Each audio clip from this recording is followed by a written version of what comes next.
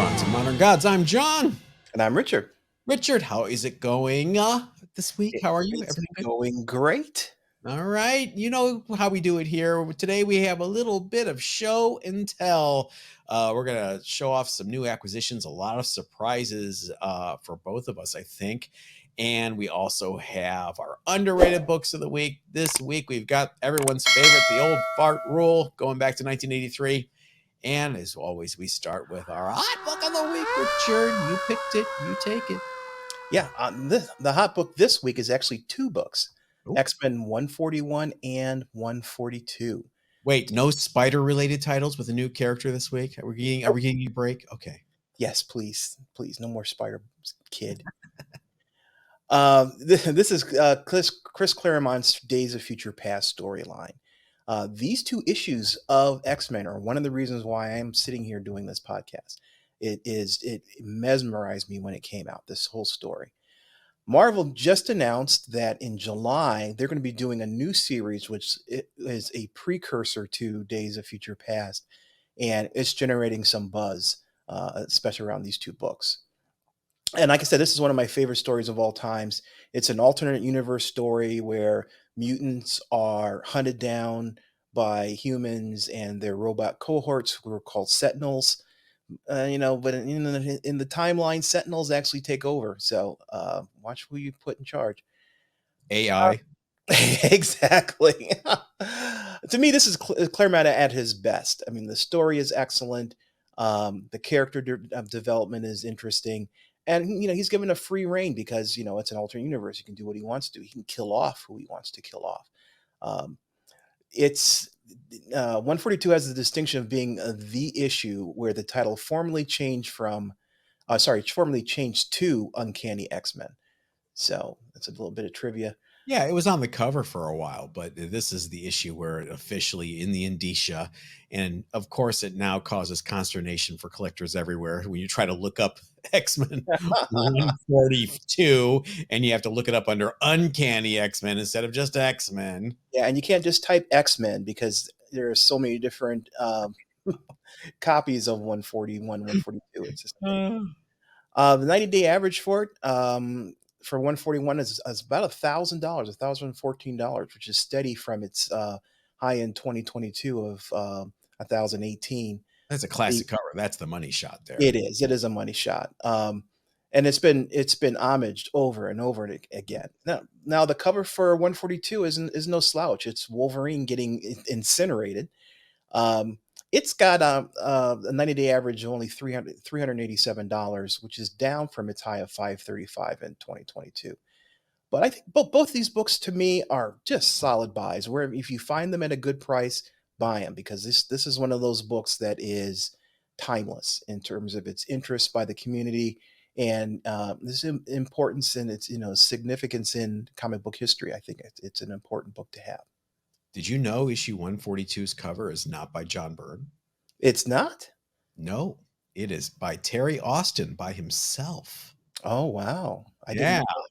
That's why it's a little stiff looking. If you look at it real close, you see like Storm's just kind of like hanging there stiffly. I mean, she's supposed to be dead. I guess she's supposed to be stiff. But just in terms of everything, it's actually just a Terry Austin cover. I never understood why Terry Austin just did that cover by himself, and the last Byrne issue with Kitty Pryde versus the Alien. Oh, yeah. That's not Byrne. That's Terry Austin by himself too. Do you remember when these books came out? Oh man, do I remember. This, honestly, I was really into X-Men, probably my favorite ongoing title at that time because Cap was in the pooper. And this is where I started getting lost, honestly. If I'm going to be honest, it was like, oh, it was cool, but I didn't quite get the Senator Kelly thing in the future and Kate and Catherine, her future self. And I thought it was getting way too much to be the Kitty Pryde show. I was like, what's happening with Nightcrawler? What's Colossus up to these days? It'd be nice to know. And then when we get to your underrated book later, I'll tell you when I really went off the rails with X-Men. We'll teaser for later on. I hear you. I was still on board for 100% with these books came out. I thought it was a really interesting divergence from the normal story. And after these books, um, around 150, I kind of started to lose my momentum and my interest, and then it continued to dwindle. But I still read the book religiously, and I still think it's an important. All of Chris Claremont's run was an important run, and if you like good stories, buy Chris Claremont books, especially when John Byrne is doing the artwork. And helping with the story. I think that's a lot of it. I think John Burns started exerting himself as a plotter slash co-plotter a lot more. Of course, those creative tensions caused him to split after a while. And the second Dave Cockrum run, man, the magic was gone. You can't go home again. Yeah. That first Cockrum run is great, and then he comes back, and his art style's deflated a little bit. I don't think the inker helped. But you get things like Magneto sinks a British submarine and kills everyone on board. But now, come on the team and lead the New Mutants, Magneto. All is forgiven. You mass murderer. It's all right. I don't know. But we'll get to that later. Later, X-Men. All right. You guys kind of like it when we do a little show and tell because Richard and I, although we are pretty mainstream collectors, we go off the beaten path quite a bit and have some interesting stuff.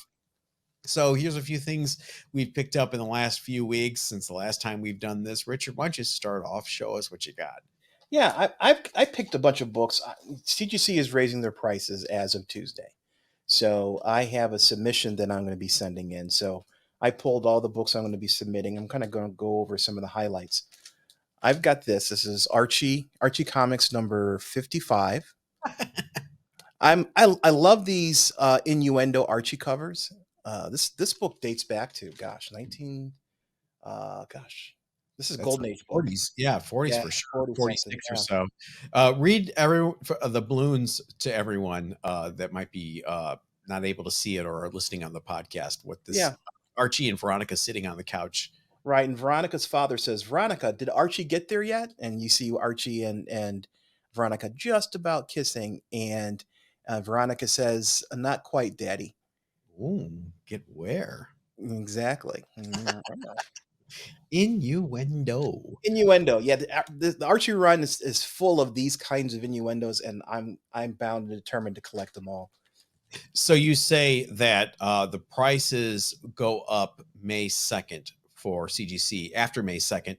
Just for clarity, you can do the online submission form with the old pricing through May 2nd, and you have until early June to actually send the books in. So if you are planning on sending something in, do it tomorrow or the next day. As an aside, do you find CGC's new entry system for books to be just a pain in the butt? It depends. You do a lot of variant covers and weird stuff, and I can see where that is a pain. It's definitely a pain for me with foreign variants that I've sent in where I have to it's not in the system, guys, and I have to call them up and tell them. So it's 50-50 for me. Yes, I never had a problem with the old one. So yeah, well, that's true, but they had to do something with all these different variants and foreigns and everything else. My first book, I went comic book shopping. I was in the Valley here in Southern California last week. Stopped in a couple LCSs, and I got a few things that I think are worth showing. Number one here is Astonishing Tales number 23. Oh, beautiful cover. This is It, the Living Colossus. Great Gil Kane cover. But what's great about this is the actual second appearance of Fin Fang Foom. Nice. Ever. He's in the inside. It's a little reprint of the original Strange Tales story. And then some new stuff in there as well with featuring Fin Fang Foom. That that cover is amazing. That whole run had some gorgeous covers. Got it for $8 itself. Yeah, exactly. Got a steal on that. Go ahead. What do you got? I won't even preamble this book. Oh my God. Are you sending that in? Yeah. This is one of my optional books, but I had to pull this out because This, if for those who can't see, this is the Ultimate Fallout 4 facsimile copy, but this is specifically the acetate covered copy Hide your wives. from Acetate Gate. I bought this book in the first one of the first or second days it was available.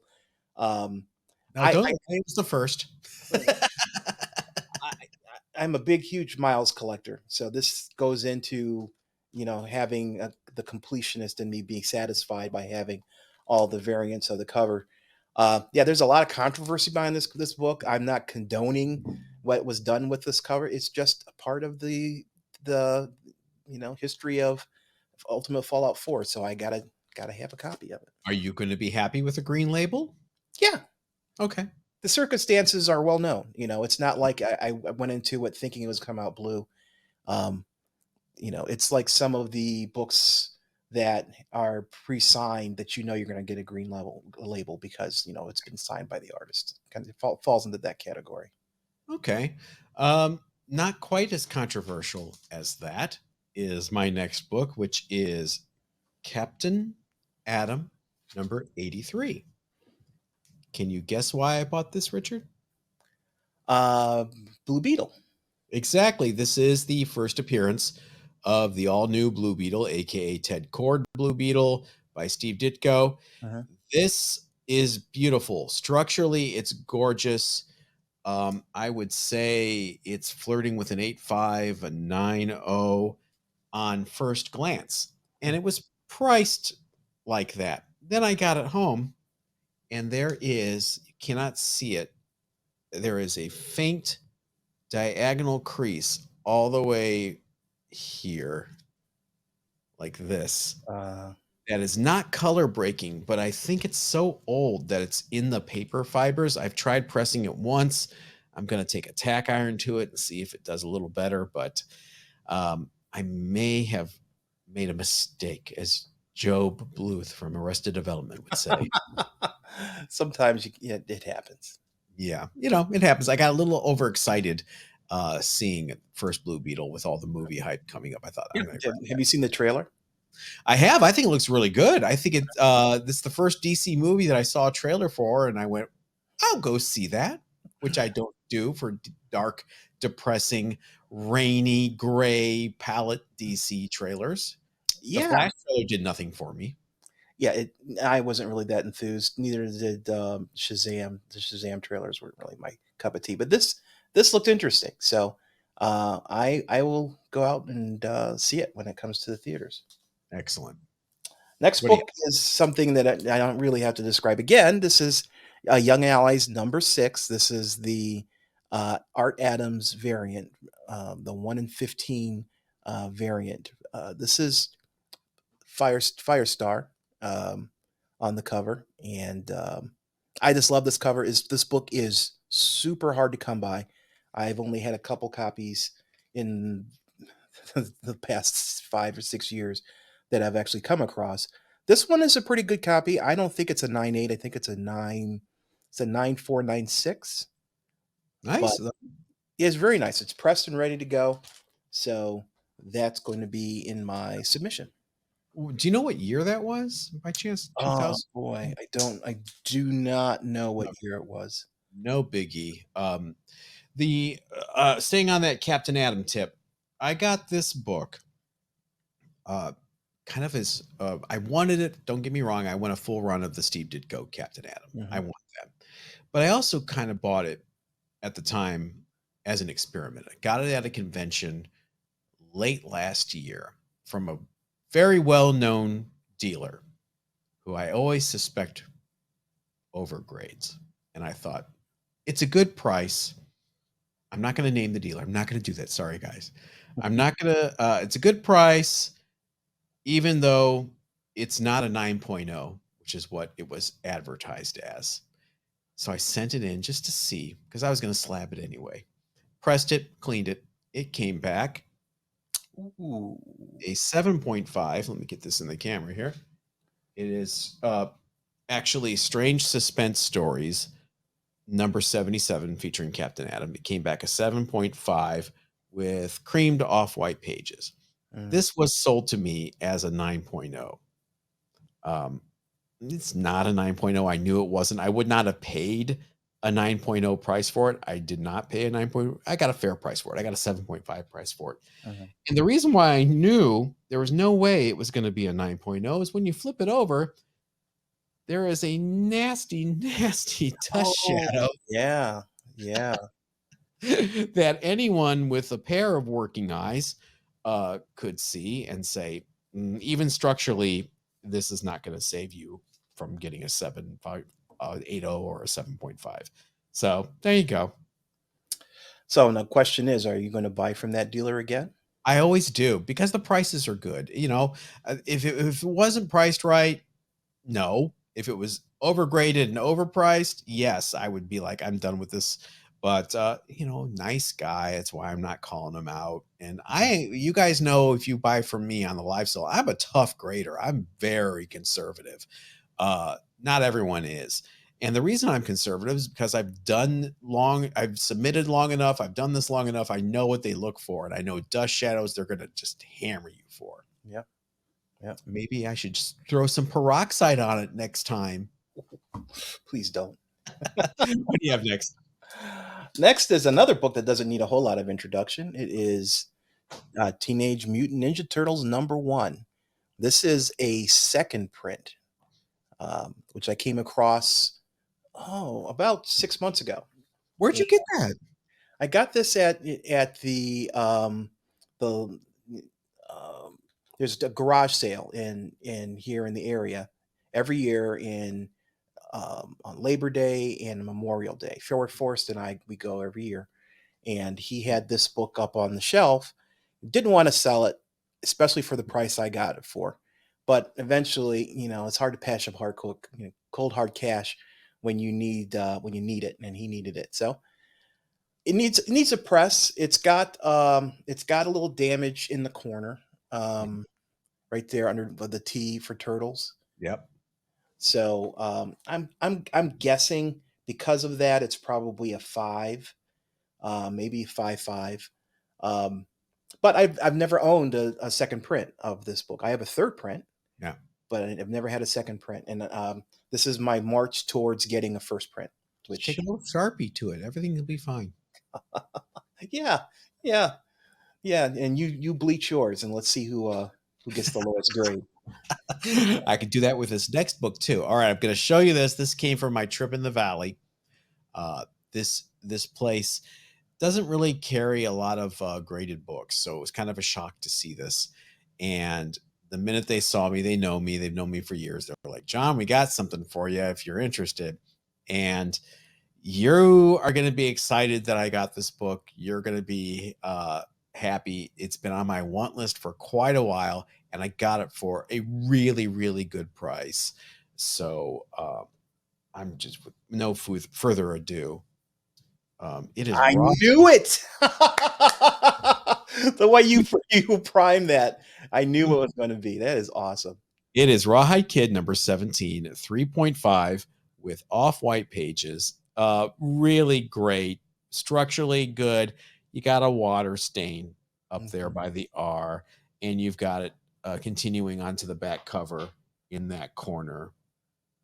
You see that water stain. Yep, I see it. Other than that, I would say this is probably a 6.5, 7.0. That water stain brings it down. It's beautiful. I've owned a 4.5 that did not look this good in the past. Sold that.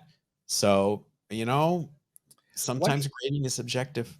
Why is that so hard to come by? Is this low print run or? Yeah, it's from 1960, and it's pre-Fantastic Four #1, and Marvel books were distributed by DC at the time under Independent News. The distributor that DC owned kept Marvel, under their thumb, limited the number of titles they could have. This is one of the titles they decided to revive.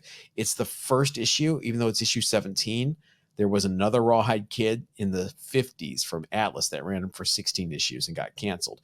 So this is a completely different Rawhide Kid, different character. And so, back then, retailers were hesitant to order heavy on new titles. Westerns were Westerns. It wasn't like it was a horror book or anything big. So there's not a lot of them out there, and not a lot of them were saved because Westerns are always worthless for Marvel collectors. Do I'm you so know? happy for you. You finally Thank got you. that. Stan Lee, Jack Kirby together, first collaboration when on a title where they kind of set the template for the Marvel Universe, because the Rawhide Kid has an Uncle Ben that gets killed, and the Rawhide Kid decides to avenge his Uncle Ben. I'm not, A a little familiar trope there. little bit. So very happy. I got a Rawhide Kid, number 17, finally. Check off the list. Yep. Yeah. That means we can stop going through every single box of Rawhide Kids You looking for still one. can. It's only a 3.5, so I'm always looking to upgrade. Last book I've got is a book that I am going to submit. This is Static number 45. This is the last issue for the Static run from DC. Static is guaranteed to be in the MCU. I guess James Gunn said that he's coming. So people should get a hold of these books while they can. This is a really low print run. This is a 9.8 candidate. It's all pressed and ready to go. And it's beautiful. I love these covers. This was, what's his name did this cover? Mobius. Mobius. Thank you. So it's just an amazing cover. It's And right there. It says cover by Mobius under the logo. it sure does, right there. Yeah, I'm a complete idiot. This is for the collection. I No, hope I you're get a not. 9.8 so that it can go in the collection. Don't I've say got that. number 1 and number 45 would be perfect bookends. So those are keepers. That's not a flip. Yep, those are keepers. Okay, this next one has a little story behind it. James is a listener and viewer of the podcast for a long time. You may know him as Big Polish Guy on Instagram. And he sent me a DM and said, "Are you still looking for a Flaming Carrot upgrade?" I said, "I always am. Always am." And he had one on eBay. His eBay handle is AOA Collectibles on eBay. He said, "Go for it." And so I have a Flaming Carrot number 1, 9.4. Nice. So I'm inching my way to a 9.8. I had a 9.0, then a 9.2. Now I have a 9.4. So the 9.0 and the 9.2 will be available at the next live sale that I do. So if you need a Flaming Carrot, I'm your guy. Okay, so I have one more. Are you ready? Yep.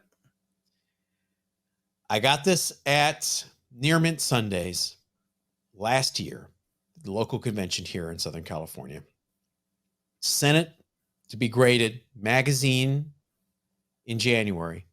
I got it back this week. I know what it is. Okay. You know exactly what it is. I do. It is Love and Rockets number 1, the original Hernandez Brothers version, not the Fantagraphics version, 9.4, white pager. Nice. Beautiful. It came back with a grader's note I've never seen before. Tiny silverfish bites. And I'm looking at this book over and over. I sent it in thinking it was going to be a 9.6, possibly 9.8. Mm-hmm. I had Raphael look at it. I've looked at it. We cannot find one friggin' silverfish bite on this entire book. I don't know what's going on. They had it in grading for almost 3 weeks, in grading and encapsulation. So they must have been going back and forth internally about this book. Did they confuse it with another copy they had in there? We have looked all over. We cannot find any silverfish bites on this book. You gonna resub? I kind of don't care. I've got it. I know what it looks like. I'm not selling it. It's going to go on the wall. So who cares, really? You know, it is gorgeous though. And what I love about it, Richard, is the blue label. I don't know if the Fantagraphics number 1 says this. So we'll have to find out if you find it. I've got a Fantagraphics. Okay. Label. I just don't have it. Does it say first appearance of Hopi, Maggie, Izzy? I don't remember. I don't think I have mine on the wall. This one does. So of Izzy, Maggie, Hopi, Rand Race, Penny, and more. Mm-hmm. Luba prototype. You know, because there's that Mm-hmm. the science fiction story with the woman that kind of looks like Luba from the Mm-hmm. Gilbert era. So yeah, I'm happy. Love Just and a, Rockets, perfect series. Read it. yeah, uh, it's great. 1981, man. I think there's only 800 of these in existence. Really, I wasn't sure the number. That's the number I've always heard. 800 of them. You can tell there's counterfeits out there. You can tell it's real because there is a little stamp, a rubber stamp on the inside that they have. Now, someone's going to fake a rubber stamp after we've pointed this out, I'm sure, because people are awful. People are awful, Yeah. except for you guys. You guys are great. But there's our little show and tell. This is from 1981. Mm-hmm. So that's 42 years ago. Yes, it's time for the old fart rule.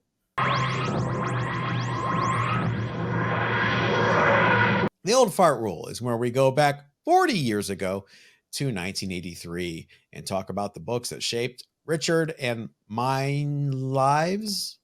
What's the proper English there? Richard and my lives? Our Our lives? lives. I don't know. You guys tell us. Richard, you picked a book that every retailer ordered boatloads of back in the day. Yeah, New Mutants #1 from Marvel. This was the first issue of the New Mutant ongoing series. Now, this team was assembled originally in Marvel graphic novel #4, so this is not their first appearance. But, this is the introduction of the initial team: Sunspot, Cannonball, Mirage, Wolfsbane. Later on, you would have team members like Magic and Warlock. So this is a pretty high-powered team.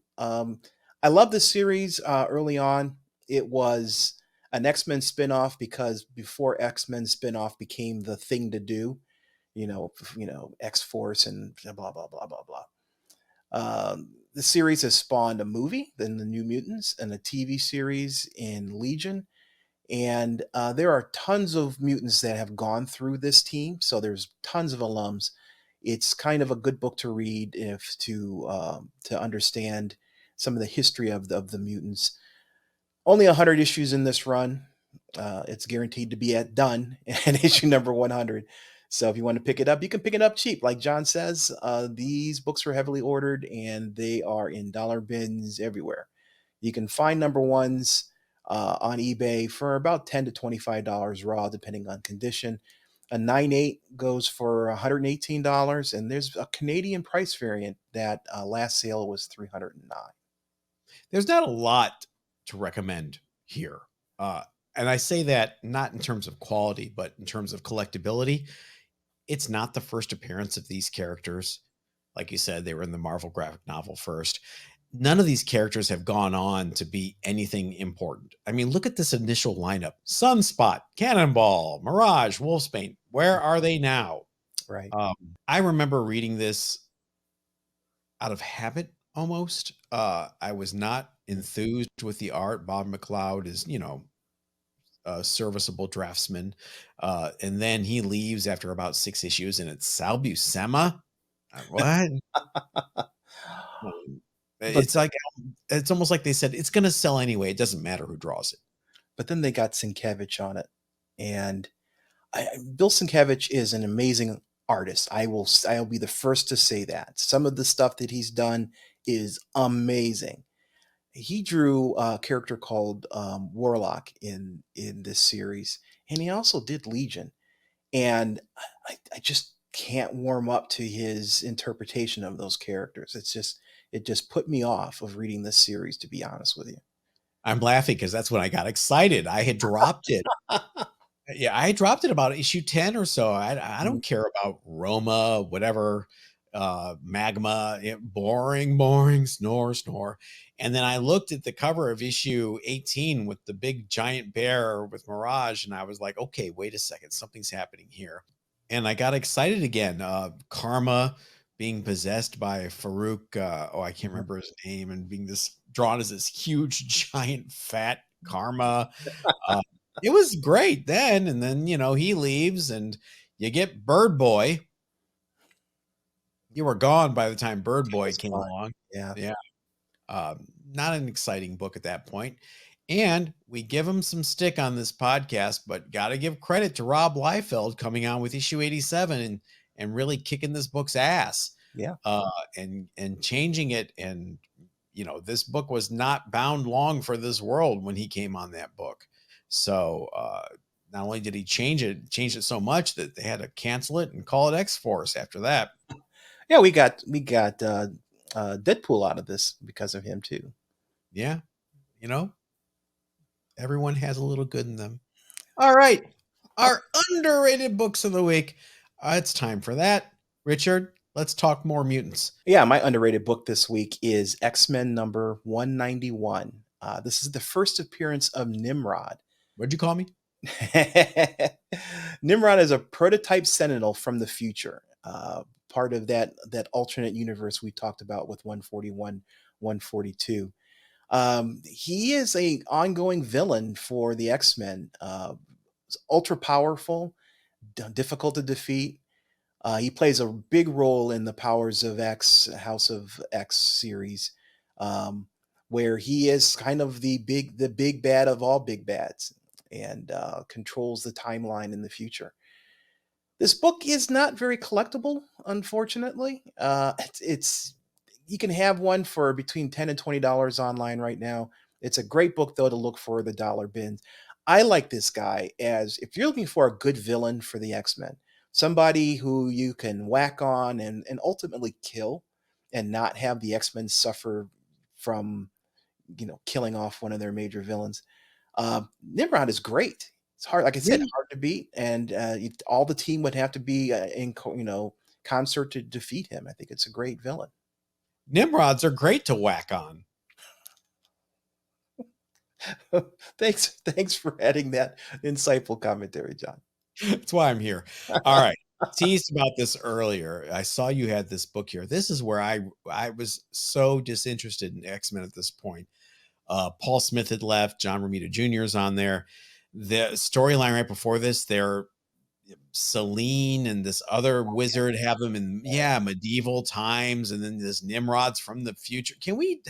Where's Stevie Hunter teaching dance class to Kitty Pryde? Where all the good stuff is gone.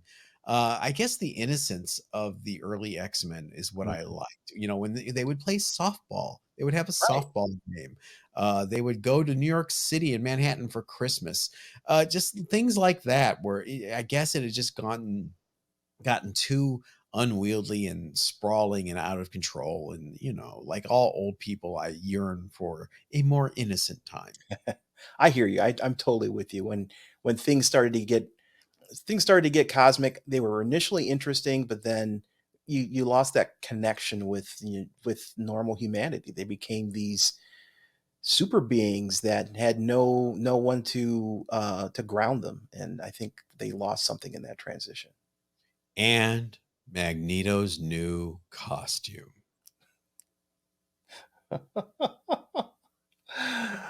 Oh my goodness. Yeah. Uh It's a boot. Fashion photo review. It's a boot. It is not a toot. Big boot on that one. Look. I'm Magneto. Look, it's a giant M. In case you forgot, Magneto would not wear that costume. That must be Joseph. oh no. We won't even get into that. Please All don't. right. My underrated book of the week is a total John pick. I will say that right up front. Mhm. In the early 1970s, Archie Comics was on a roll. Their comic books were amongst the highest sellers in the industry. They had a Saturday morning cartoon show, Archie's Funhouse. Remember Archie's Heck, Funhouse? yeah. Mhm. My jukebox at the beginning. Yep. There was even an Archie spinoff, Josie and the Pussycats, that had their own. Yeah. I was Long singing the theme song tails, as you were talking about it. long tails and ears for hats. So either Marvel Comics publisher Martin Goodman or even maybe the editor Stan Lee saw an opportunity, and Harvey was born. Have you ever seen this book before in your life, Richard? I have not. Harvey joined Millie the Model in a very Archie-esque approach to the art, the stories. I mean, it looks like an Archie book from the 70s, right? Mm-hmm. It was like, okay, we're just going to rip off Archie completely. Harvey ran for 6 issues. It started out strong. Stan Lee was writing it. Stan Goldberg from Archie was drawing it. But after just 2 bi-monthly issues, it disappeared from the stands. And then it came back 2 years later in 1972. But this time, Stu Schwartzberg was writing and drawing it. Why did they bring it back? Mm-hmm. Who knows? Marvel was expanding big time in 72 and 73. They were trying to crowd all the other publishers off the newsstand. That may have been why it came back. It's also why you see all those reprint titles around that time, all the Munster reprint titles and things like Marvel Triple Action, a Marvel double feature. It was a strategy just to push everyone else off the newsstand. The book ran for 4 more bi-monthly issues through 1972 until it was canceled for good. This is a tough book to collect. I'll tell you, I have all 6 issues in various forms of condition. 4, 5, and 6 are really hard in any condition. I think I have a 6 that's maybe a 3.5 or a 4.